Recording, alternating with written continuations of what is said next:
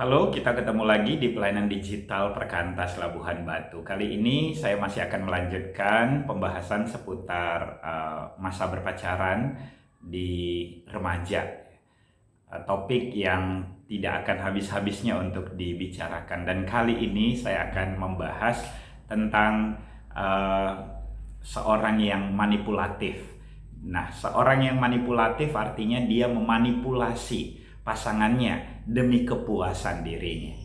Nah, orang yang manipulatif sebetulnya bukanlah orang yang mencintai. Orang yang manipulatif adalah orang yang ingin memenuhi kebutuhannya, ingin mencapai tujuan dan goalnya, ingin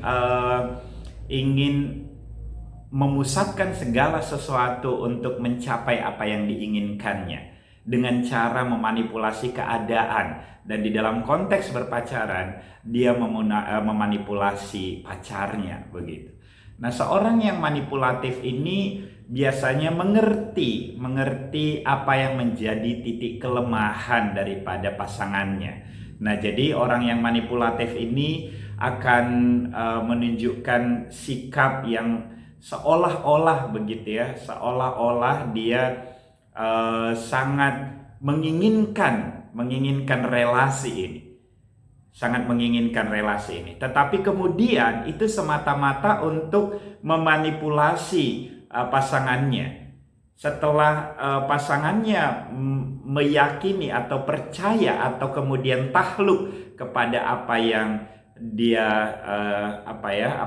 dia sampaikan, lalu dengan mudah orang ini akan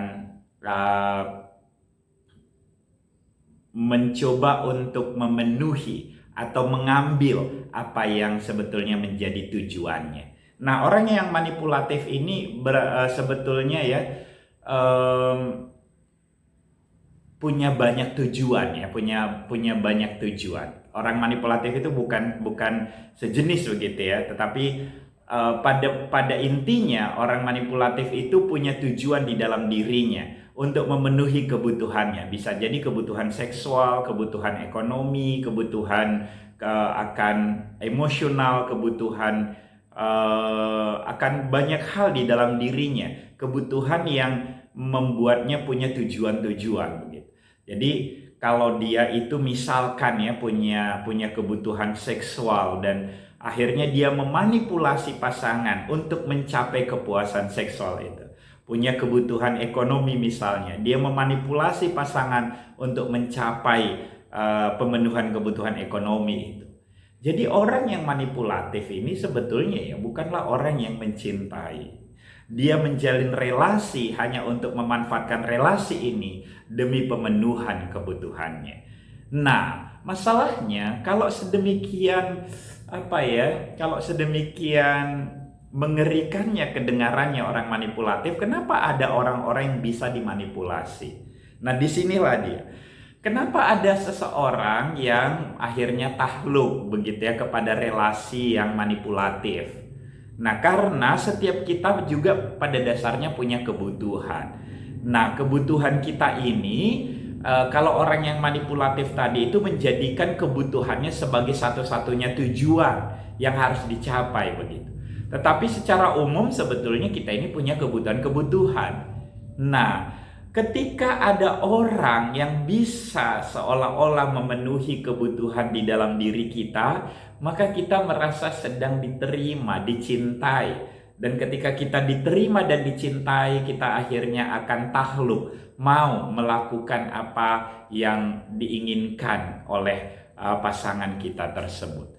Jadi pertama-tama bagi kita yang sedang berpacaran, coba deh, apakah kita punya relasi yang manipulatif? Apakah kita sedang dimanipulasi?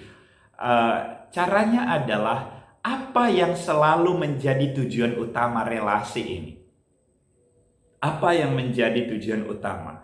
Nah, sebetulnya orang yang dimanipulasi itu pada akhirnya kita akan semakin sadar loh ya, bahwa kita ini tidak pernah menjadi penting bagi relasi ini, tidak pernah menjadi fokus dari relasi ini. Semua tujuan, fokus, dan perhatian daripada relasi yang manipulatif adalah orang yang memanipulasi tersebut, pasangan kita yang manipulator itu. Jadi kita sendiri tidak pernah mendapat porsi.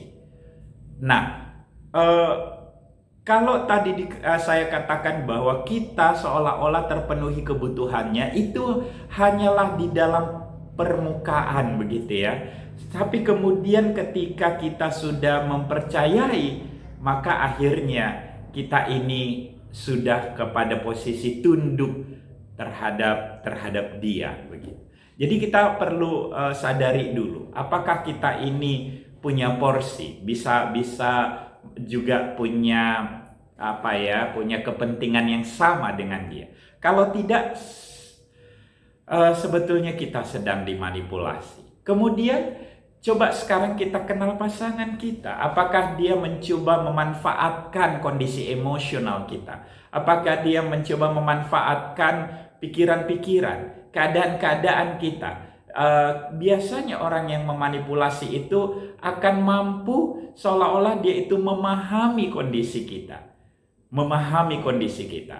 Tetapi kemudian setelah itu dia akan menyampaikan apa yang menjadi agendanya, apa yang menjadi tujuannya, apa yang diinginkannya. Nah, relasi yang sehat itu adalah relasi yang saling memenuhi. Relasi yang sehat itu relasi yang saling memberi.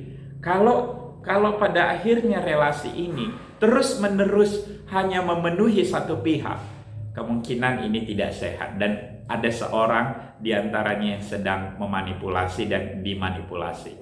Nah, dimanipulasi ini artinya dimanfaatkan, diberdayakan gitu ya. Kita ini sebetulnya menjadi korban daripada pemenuhan orang yang sedang memanipulasi kita. Jadi sekarang coba kita lihat, apakah kita ini sedang memiliki relasi yang manipulatif.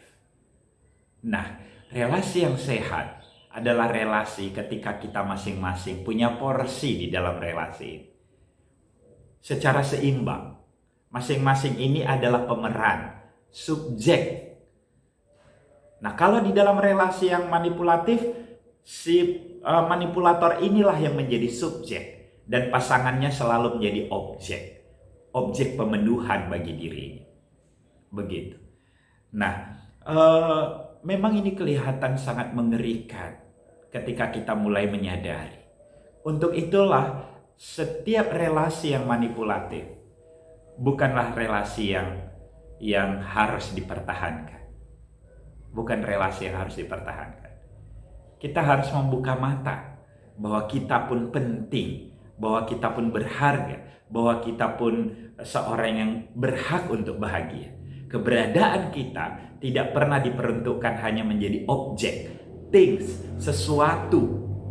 Sedangkan orang lain selalu menjadi subjek, menjadi pelaku, menjadi yang utama, menjadi seorang yang harus diutamakan.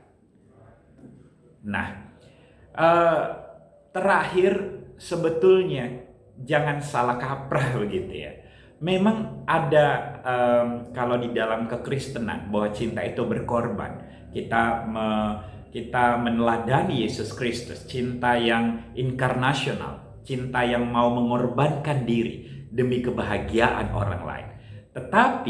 Tetapi cinta yang mengorbankan diri demi kebahagiaan orang lain itu bukan meniadakan keberadaan kita. Jadi berkorban itu harus di dalam satu kesadaran bahwa kita ini tetap seseorang yang punya keberadaan, bukan things, bukan sesuatu, bukan benda yang akan memenuhi kebutuhan orang lain, bukan.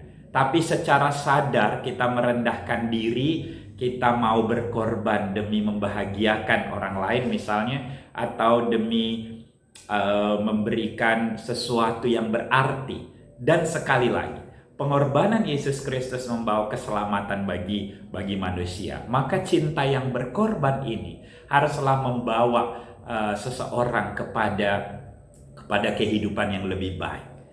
Bukan, pengorbanan kita itu bukan membuat dia semakin menjadi pelaku-pelaku relasi manipulatif.